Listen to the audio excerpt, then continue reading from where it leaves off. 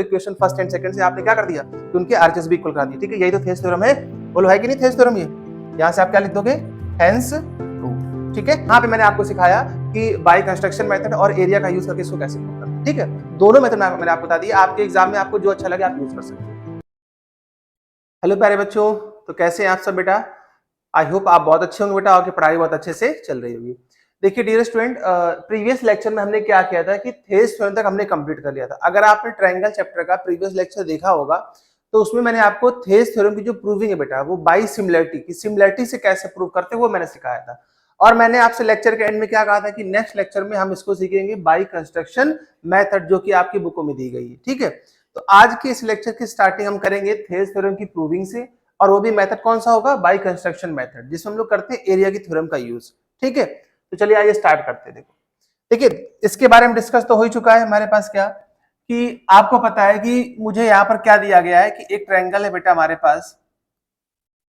हम लोग कैसे लिखेंगे कि in triangle A B C, triangle ABC में आपको क्या गिवन है कि जो डीई लाइन है, बहुत ध्यान से समझेंगे कि जो डीई लाइन है बेटा वो किसके पैरेलल है? बीसी के पैरेलल है। ठीक, ये कंडीशन आपको दी गई है। अब आते हैं इसमें गिवन के बाद क्या कि कंस्ट्रक्शन की, आपको कुछ कंस्ट्रक्शन अगर करना हो तो कंस्ट्रक्शन कर दीजिए। इसमें कोई अगर कंस्ट्रक्शन करना है इसमें तो उसको भी तो लिखना पड़ेगा जो आप कंस्ट्रक्शन करोगे। तो हम लोगों ने क्या किया था, देखो ध्यान से समझना। यहाँ पे क्या कि मैंने यहां से क्या किया बेटा कि ई पॉइंट से एक परपेंडिकुलर ड्रॉ किया, किस पर? लाइन ए बी पर। ठीक, इसी तरीके से डी से मैंने यहाँ पे ड्रॉ किया एक परपेंडिकुलर। ठीक, और नीचे देखो, ध्यान से देखो, ये क्या बन रहा है बेटा? ये एक ट्रेपेजियम टाइप में बन रहा है, ये लाइन पैरेलल है, तो इसके डायगोनल्स को भी हमने मिला लिया। ये चीज क्लियर? देखो इसको भी मिला लो, ये ठीक है, ये कंप्लीट हो गया डायग्राम। तो जो कंस्ट्रक्शन आपने किया है उसको मेंशन करिएगा और पॉइंट्स को मेंशन करिए। सपोज मैं मान लेता हूं कि ये ए बी सी है, इसको पी पॉइंट ले लीजिए और इसको क्यू पॉइंट ले लीजिए। तो आपने यहाँ पे क्या किया है उसको लिखना पड़ेगा। देखो समझो ना ध्यान से, हम लोगों ने क्या किया है कि हम लोगों ने पीई जो परपेंडिकुलर है किस पे ड्रॉ किया हुआ है? ए बी पर। एंड सेकेंड हमारे पास क्या है? डी क्यू किस पर ड्रॉ किया बेटा हम लोगों ने? ए सी पर। ये चीज, और हमने ज्वाइन किया हुआ है किसको? बी से ई को। इसको भी लिखना पड़ेगा कि ज्वाइन बीई। ये देखो हम लोगों ने क्या किया है कि बीई को ज्वाइन कर दिया है। ठीक है, ज्वाइन बीई एंड, और किसको ज्वाइन किया है? सी से डी को ज्वाइन किया। ये चीज ठीक है, याद समझ में आया? देखिए सबसे पहले लिखते हैं क्या गिवन, कि आपको क्वेश्चन में क्या क्या दिया गया है वो आपने यहाँ मेंशन कर दिया। अगर आप किसी भी क्वेश्चन में कंस्ट्रक्शन कर रहे हैं अपनी तरफ से तो उसको भी आपको लिखना पड़ेगा, आपने क्या कंस्ट्रक्शन किया। ठीक है, अपनी लैंग्वेज में लिखो, ऐसा नहीं उसको याद करो आप रटो, ऐसा कुछ नहीं, जो जैसे करते जाइए वैसे लिखते जाइए उसमें। ठीक है, अब आते हैं किस पे? टू प्रूफ पे। क्या प्रूफ करना है? देखो बात करते हैं टू प्रूफ की। तो मैंने आपको बताया था कि जो थेस थ्योरम होती है प्रूव करने के लिए उसमें क्या होता है? रेशियो। रेशियो तो आपको याद है, रेशियो थोड़ा चेंज हो जाएगा बेटा, क्या कि AD upon DB equal to, उस तरफ जाओगे तो क्या लिखोगे? A E upon E C. यही तो था थेस थ्योरम प्रूव करने के लिए, बोलो था कि नहीं था भाई? यही तो था थेस थ्योरम प्रूव करने के लिए, ये हमें प्रूव करना है। अब देखिए ये सब कुछ मैंने लिख लिया, अब हमें करना क्या है? अब सीधा सीधा प्रूव करना है। तो देखिए थोड़ा सा दिमाग लगाइए यहाँ पे, पहले इसको रफली समझिएगा कैसे प्रूव करेंगे। अगर आप इसको बहुत ध्यान से देखो तो ये ट्रायंगल आपके पास बन रहा है एडीई।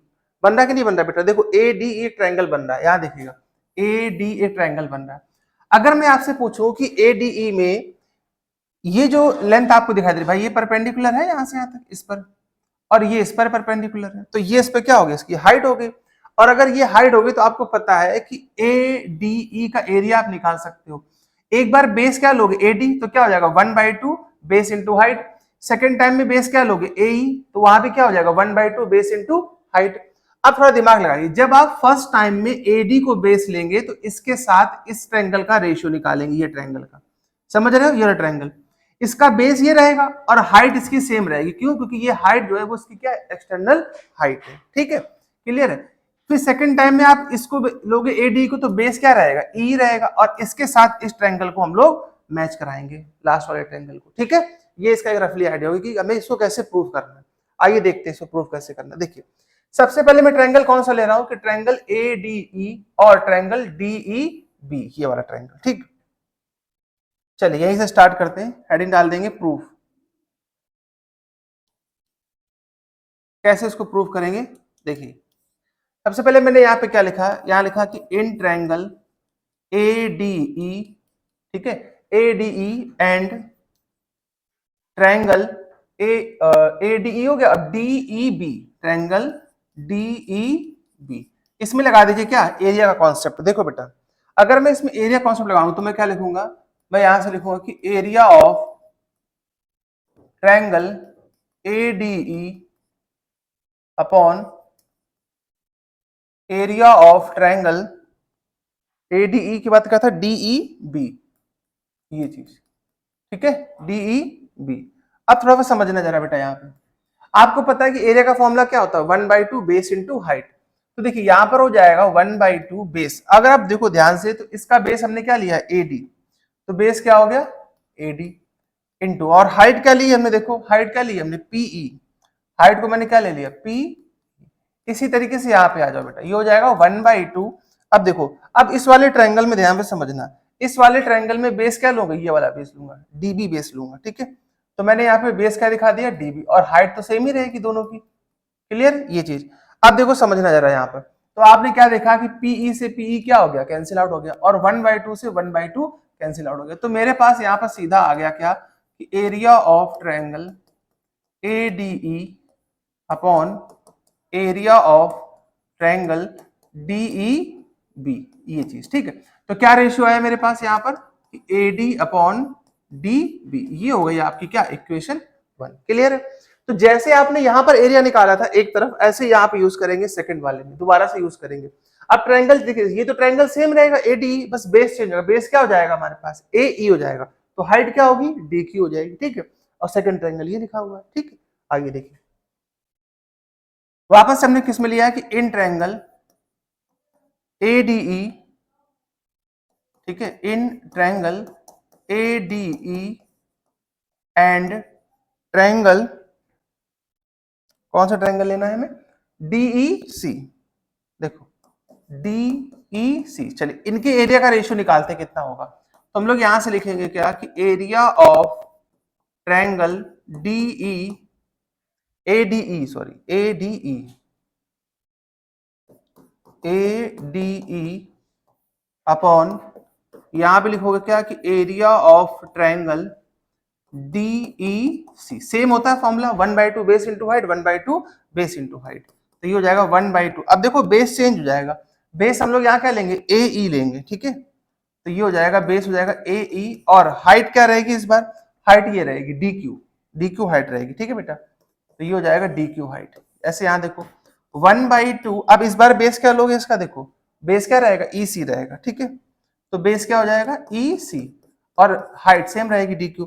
तो आप देख सकते हो यहाँ से क्या, कि DQ से DQ क्या हो जाएगा, कैंसिल आउट हो जाएगा, 1/2 से 1/2 कैंसिल आउट हो जाएगा कैंसिल आउट। तो मेरे पास यहाँ से आप लिख सकते हो कि area of triangle ADE upon area of triangle DEC, ठीक है। तो यहाँ पर बेटा कितना बचा हमारे पास, AE अपॉन EC, तो ये हो गई हमारी इक्वेशन, क्लियर है यहाँ पे। अब आप देखो, अगर आप इस तरीके से देखो, गौर करो, तो AD अपॉन DB और AE अपॉन EC, यानी दोनों इक्वेशन से लगभग लगभग हम थेरेस थ्योरम के पास पहुंच गए। लेकिन अब प्रॉब्लम ये आ रही है कि हम इन दोनों इक्वेशन को इक्वेट कैसे करें। तो देखो थोड़ा सा समझना जरा, यहाँ क्या, देखो यहाँ क्या लिखा हुआ है, एरिया ऑफ ट्रायंगल ADE, और बेटा यहाँ भी क्या लिखा हुआ, एरिया ऑफ ट्रायंगल ADE, लिखा हुआ कि नहीं लिखा हुआ। अब प्रॉब्लम कौन कर रहा है, प्रॉब्लम ये कर रहा है DEB और DEC, अगर ये दोनों का एरिया आपस में इक्वल हो जाए तो हमारा जो थ्योरम है वो प्रूफ हो गई। अब इसके लिए थोड़ा सा दिमाग लगाओ, क्या, देखो बेटा, ये वाली लाइन जो है वो इस लाइन के पैरेलल है, और ये दोनों ट्रायंगल देखो सेम बेस और इन पैरेलल लाइंस के बीच में बने हुए। तो आपने क्लास 9th में एक थ्योरम पढ़ी थी बेटा, क्या, कि अगर दो लाइनें पैरेलल है तो आप अगर सेम बेस से कितने भी ट्रायंगल बना दो तो दोनों का एरिया आपस में कैसा होता है, इक्वल होता है। पढ़ी थी कि नहीं पढ़ी थी आपने, ठीक है। तो हम लोग यहाँ पे कैसे लिखेंगे, समझना थोड़ा सा, देखो इसको, एक सेकेंड, इसको थोड़ा सा साइड में करते हैं, जगह बनाते हैं यहाँ पे।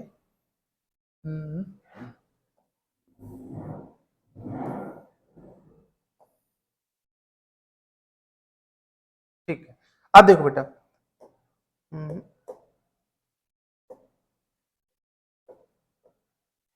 हम्म,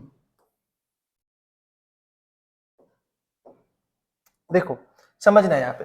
तो जब आपने ये बात लिखी तो आप यहाँ पे क्या लिखोगे, आप लिखोगे यहाँ पे क्या कि ट्रायंगल कौन सा था, डीईबी। यहां पे देखना, आप लिखोगे यहां से क्या कि hence triangle DEB and triangle कौन सा लिया हमने, डीईसी।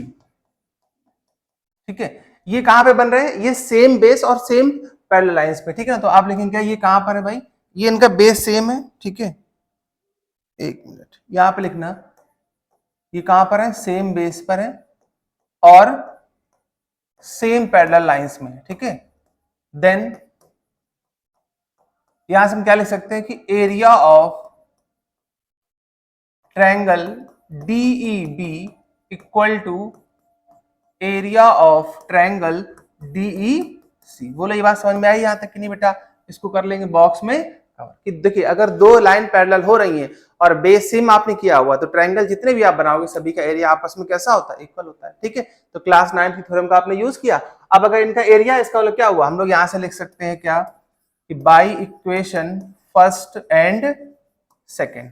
ठीक है, तो by equation first and second, तो देखिए ये वाला जो इसका जो अपने पास जो है एलएचएस, वो इसके एलएचएस इक्वल हो गया, तो ये दोनों आपस में क्या हो जाएंगे, इक्वल हो जाएंगे। ठीक है, ये चीज तो आप यहां से लिख सकते थे क्या कि AD upon DB equal to AE upon E C. Clear है बेटा ये चीज, बोलो बात समझ में आई। ठीक है, क्योंकि देखिए अगर जब ये दोनों ट्रायंगल का एरिया आपस में इक्वल हो जाएगा तो इनका एलएचएस इक्वल हो गया, और अगर एलएचएस इक्वल है तो इक्वेशन फर्स्ट एंड सेकंड से आपने क्या कर दिया कि उनके आरएचएस भी इक्वल करा दिए। ठीक है, यही तो थेस थ्योरम है, बोलो है कि नहीं थेस थ्योरम। ये यहां से आप क्या लिख दोगे, हेंस प्रूव्ड।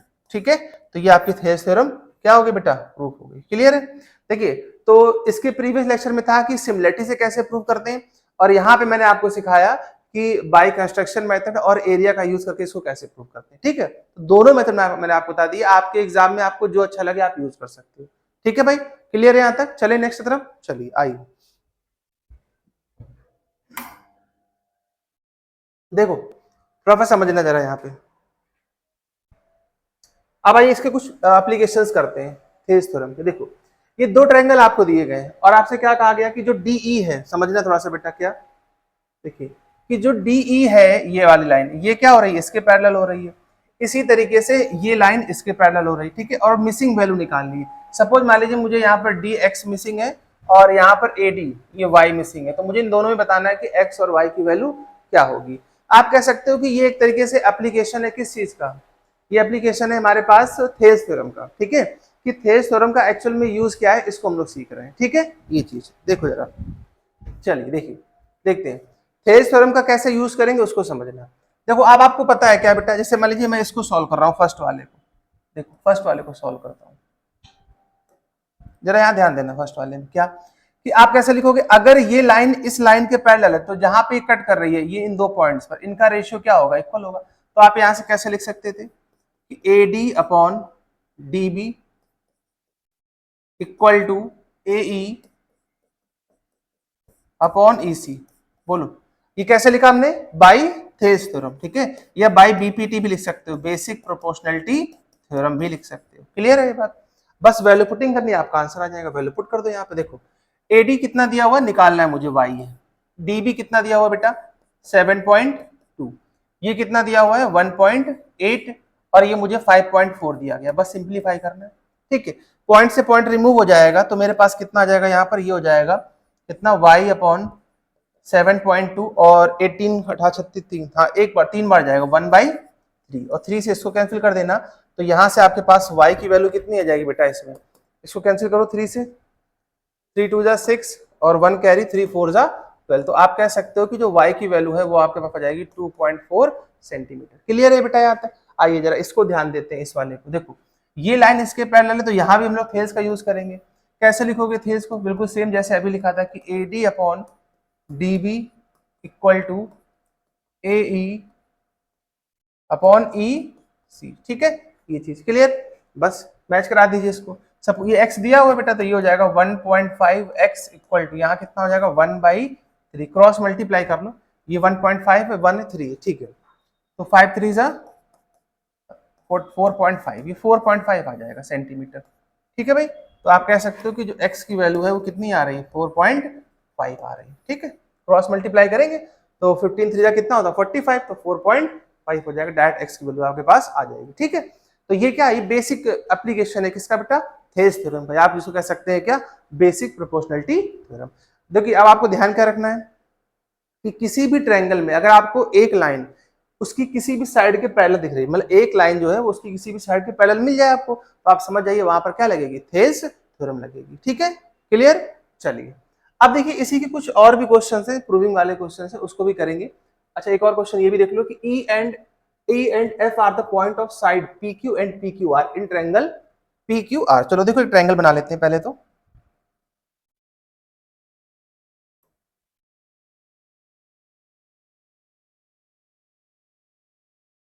चलो देखो एक ट्रायंगल ये बन गया P Q एंड R, ठीक है। तो P Q R एक ट्रायंगल हो गया हमारे पास। अब देखो ध्यान से पढ़ते जाओ, उसने कहा कि E and F are point on side PQ and PR। तो देखिए PQ पर यानी यहाँ पर ये यहाँ पर एक पॉइंट E है और PR पर एक पॉइंट क्या दिया हुआ है, F दिया हुआ है बेटा, ठीक है ये चीज।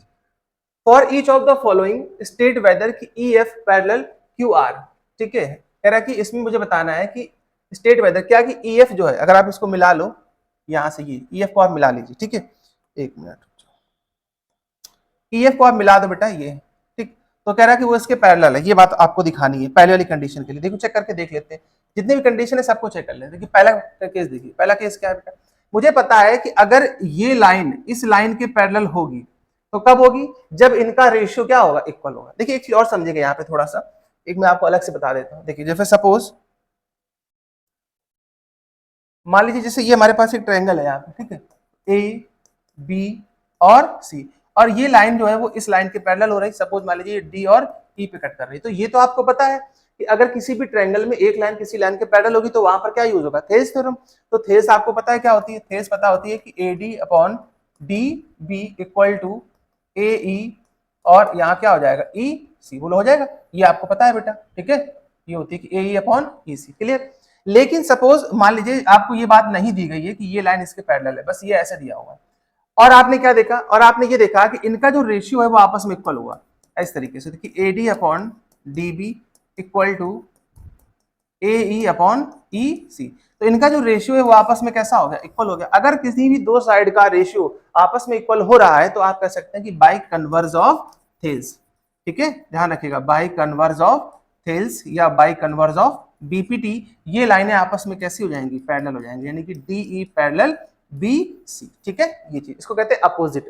भाई ऑब्वियस सी बात है, अगर लाइन पैरेलल हो रही है, भाई फिर से समझो, अगर लाइन पैरेलल्स हो रही है इसका मतलब क्या होगा, इनका और इनका जो रेशियो होगा वो आपस में कैसा होगा, इक्वल होगा।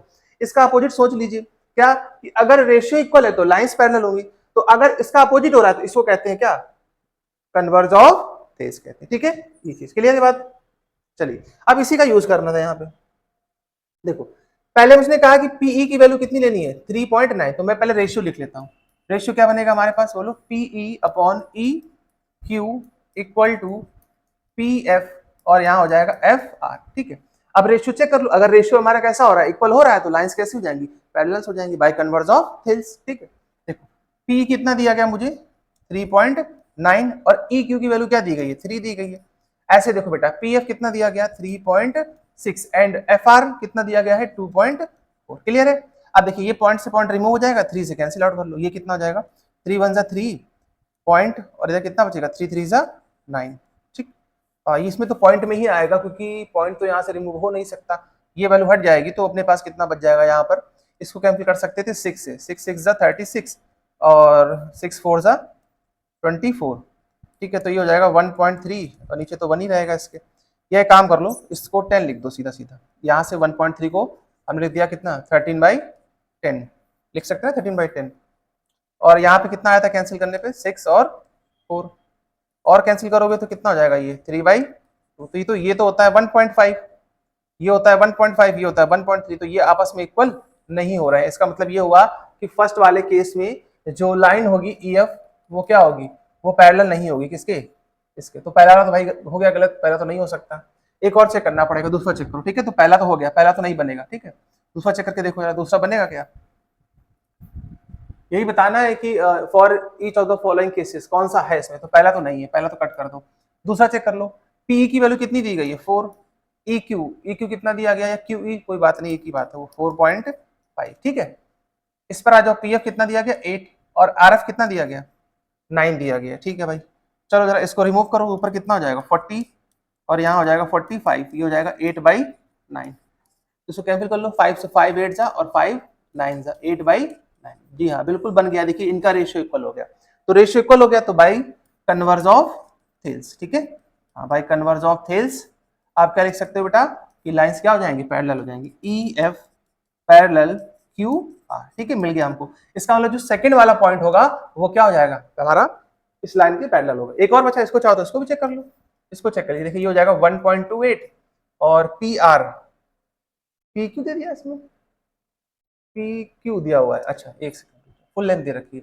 पी क्यू कितना दे रखा है हमको 1.28 और पी आर की वैल्यू दे रखी है 2.56 और पीई, पी कितना दे रखा है, अच्छा पहले इसको माइनस करना पड़ेगा। अच्छा ठीक है, तुम लोग कर लेना बेटा, देखो पी क्यू दिया हुआ है, पी दिया हुआ है, पहले इससे इसको माइनस करो, ठीक है। फिर इसके बाद इससे इसको माइनस करो, चेक करके देख लेना, अगर इक्वल हो रहा है तो ठीक है हो जाएगा, ठीक है। ये बाकी एक मैंने चेक कर दिया, बाकी आप चेक करके देखिएगा।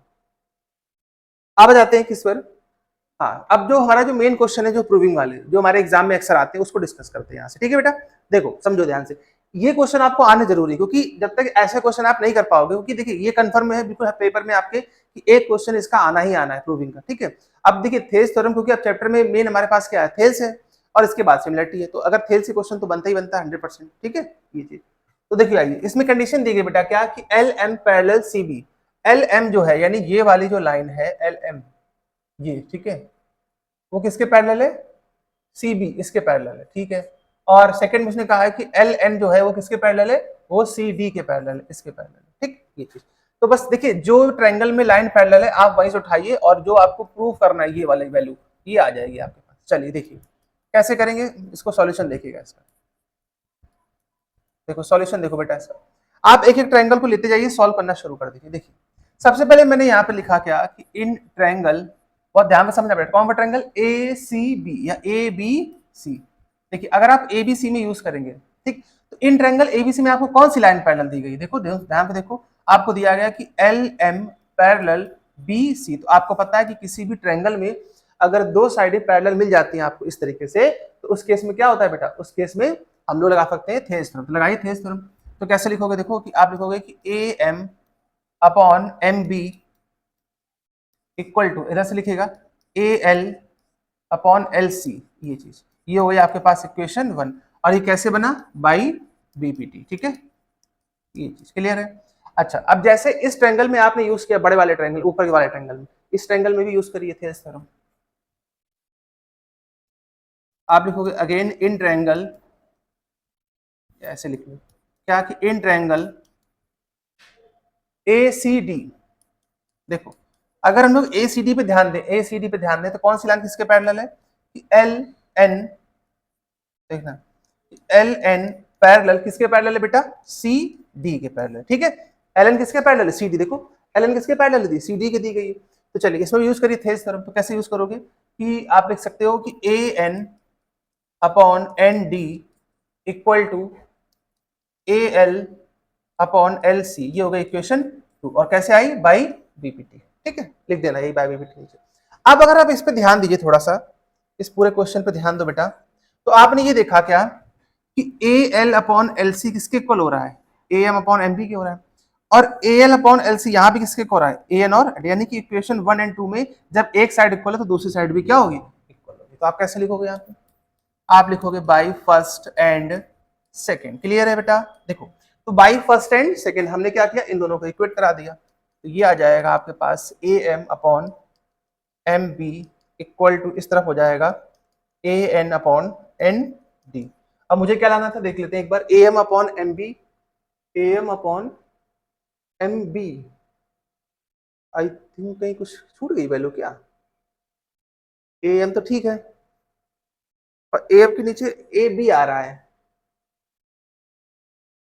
ए एम के नीचे ए बी आ रहा है और ए एन के नीचे क्या आ रहा है, ए डी आ रहा है।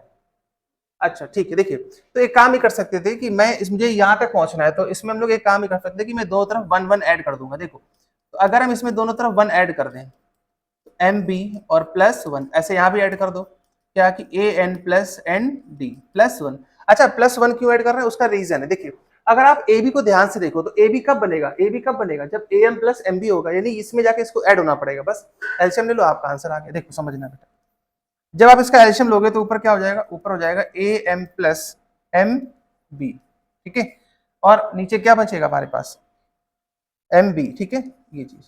तो ये एम बी इसीलिए मुझे ऊपर चाहिए, शायद ए एम ऊपर चाहिए। एक मिनट में जरा बुक में देखूं क्या गलत तो नहीं दिया होगा।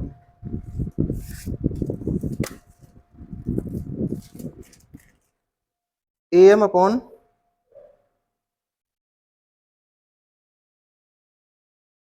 ए बी एम और ए एन डी, ये एल है ये सी है, ठीक है। तो A M upon A B equal to A N upon A D, ठीक है सही है। देखिए इसको बेटा एल्शियम ले लो, इस तरफ भी एल्शियम लोगे तो इधर कितना हो जाएगा, इधर हो जाएगा A N plus N D, और यहाँ पर कितना बचेगा, एन और डी, ठीक है ये चीज। हाँ ठीक है, एन डी और यहाँ पे ए डी आ रहा है। ये मुझे ए एम चाहिए और एन डी चाहिए, तो एक काम कर लो, पहले इसको रेसिप्रोकल कर लो, क्योंकि यहाँ पे नीचे हमारे पास एन डी नहीं बनेगा, तो इसको करते हैं रेसिप्रोकल। देखो चलो कोई नहीं, अभी देखिए इसको कर दीजिए reciprocal, taking reciprocal both side, तो हमने इसको कर दिया, तो ये हो जाएगा B M upon A M equal to, ये ऊपर चला जाएगा तो डी एन है ना हमारे पास, डी एन है कि नहीं है, डी एन, ठीक है। तो ये डी एन और ये ए एन, तो देखिए दोनों तरफ वन प्लस कर दीजिए बेटा।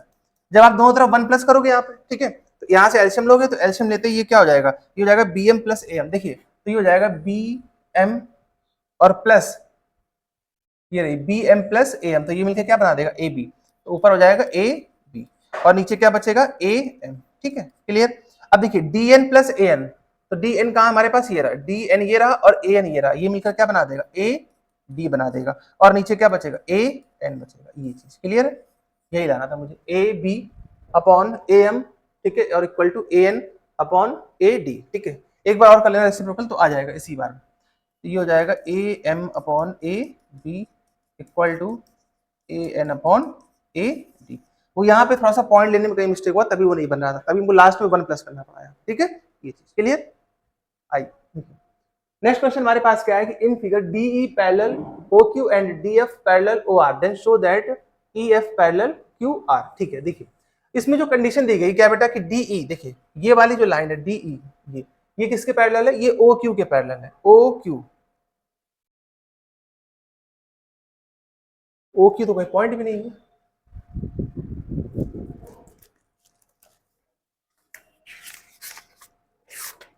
ओ क्यू कहीं पॉइंट नहीं है, कहाँ है देखिए जरा,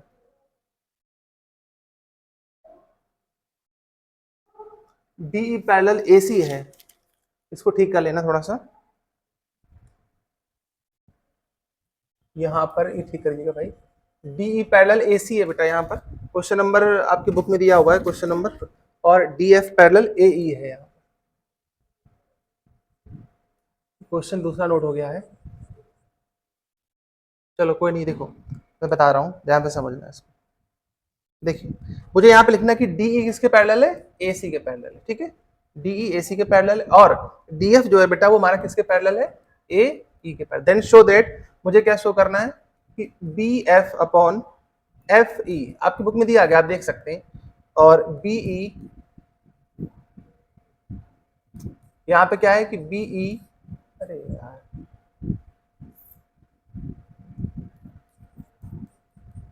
और इधर कितना हो जाएगा, ई सी, और डी एफ इसके पैरेलल है ए सी, ये बात प्रूव करनी है हमको, ठीक। चलो देखो आ जाओ, देखो भाई थोड़ा सा मिस्टेक थी क्वेश्चन में, डी ई किसके पैरेलल है, ए सी के पैरेलल, ये वाली लाइन इसके पैरेलल है, ठीक है, ये वाली जो लाइन है ये वाली लाइन इसके पैरेलल दी गई, ठीक।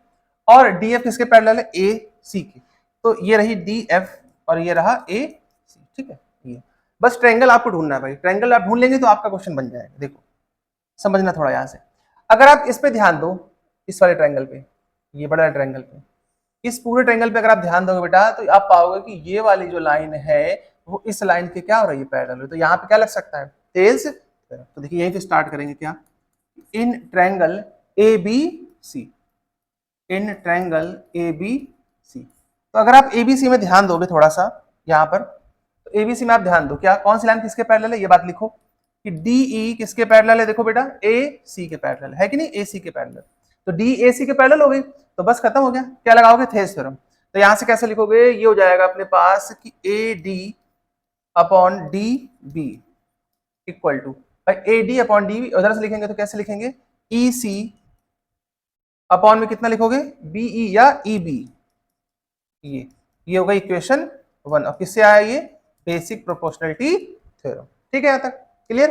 अच्छा अब ये हो गया। अब ऐसे सेकंड ट्रायंगल में देखो, इन ट्रायंगल, अब ट्रायंगल कौन सा लोगे, क्योंकि अब ये जो लाइन है, ये वाली लाइन ये हो रही है पहले, तो ये ट्रायंगल उठाएंगे। ट्रायंगल का नाम क्या बनेगा बोलो, ए बी ई। ठीक है, तो in triangle A B E, clear है बेटा, ए बी ई। तो कौन किसके पैरेलल है वो भी लिख दो कि डी एफ पैरेलल ए ई। ठीक, बस लगा दीजिए थेल्स थ्योरम। तो कैसे लिखोगे यहां पर कि A D upon D B equal to, अब यहां कैसे लिखो, यहां लिखोगे E F upon F B, E F upon F B, ये चीज। ठीक है, यहां तक ये हो गया क्या, इक्वेशन 2। और ये भी किससे आ जाएगा, बेसिक प्रोपोर्शनलिटी थ्योरम। ठीक, ये चीज क्लियर है भाई यहां तक। तो देखिए अगर आप ध्यान से देखो तो दोनों की तरफ एक साइड क्या हो रही है, इक्वल हो रही है। देखो एलएचएस तो आरएचएस भी आपस में क्या हो जाएगी, इक्वल हो जाएगी। तो यहाँ पर क्या लिखेंगे कि बाई फर्स्ट एंड सेकेंड, पहले और दूसरे से एक बात निकल के आ गई। यहां से आप लिख सकते थे क्या, ई सी,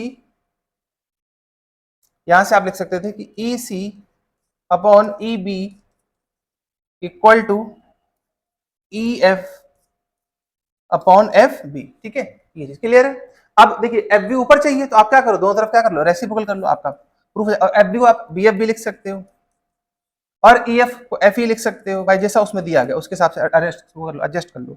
ये कितना हो जाएगा, बी ई, और नीचे आओगे तो कितना हो जाएगा, ई सी।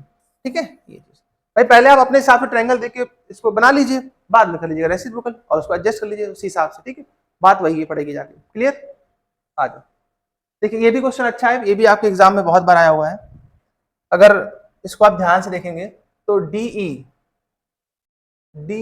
ई पैरेलल ए सी, अब इसमें तो ए पॉइंट ही नहीं है कहीं भी।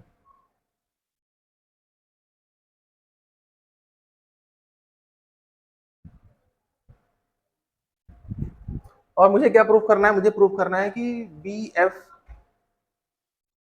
ये एक काम करते हैं हम ही चेंज कर लेते हैं इसमें, ये हटा करके यहाँ ए बी सी कर लेते हैं। चलो देखो शायद मैच कर जाए। देखो यहाँ पे कर लेते हैं ए, और यहाँ कर लेते हैं बी, और यहाँ कर लेते हैं सी। उसने कहा है कि डी ई किसके पैरेलल है, ए सी के पैरेलल है। अच्छा, डी ई ए सी के पैरेलल है, ए सी के पैरेलल तो कैसे हो सकती है। चलो हम इसको चेंज कर दे रहे हैं अपने हिसाब से, समझना इसको। इसे हटाओ, और मुझे तो लग रहा है इसका प्रूफ भी गलत ही होगा। ये बुक में बना हुआ डायग्राम, बुक निकालो जरा, बुक निकालो, एनसीईआरटी बुक निकालो, एक्सरसाइज में जाओ, देखो जरा। हाँ बना हुआ है, डी ई किसके पैरेलल है, ओ क्यू के। समझना बेटा, डी किसके पैरेलल है, ओ क्यू के, और डी एफ किसके पैरेलल है, ओ आर के। यानी हमारा डायग्राम सही बना था।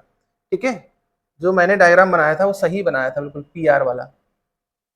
ये इन्होंने गलत बना दिया है, कोई नहीं। तो ये हो जाएगा पी क्यू और आर। ठीक है भाई, ये चीज। चलो तो मुझे क्या प्रूव करना है, मुझे प्रूव करना है कि शो दैट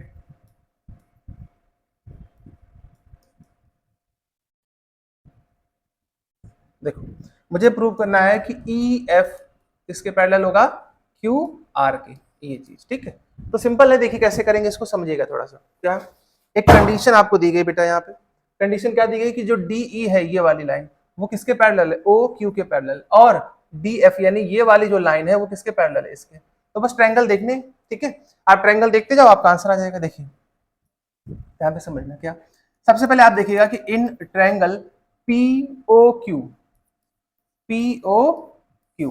तो POQ पे ध्यान दो जरा, क्या कौन सी लाइन किसके पैरेलल है? तो आप लिखोगे क्या ED, यहां से लिखोगे कि ED पैरेलल OQ, ये इसके पैरेलल है। तो अगर ये पैरेलल है तो इसमें क्या लग जाएगी? Thales theorem. तो PE, यहां से लिखोगे क्या कि PE अपॉन EQ, ठीक है ये। और इधर आ जाओ, यहां क्या लिखोगे बोलो? PD अपॉन DO, ये हो गई इक्वेशन 1। और ये कैसे आई बेटा? ये आपके आई बेसिक प्रोपोर्शनलिटी थ्योरम से, ठीक है।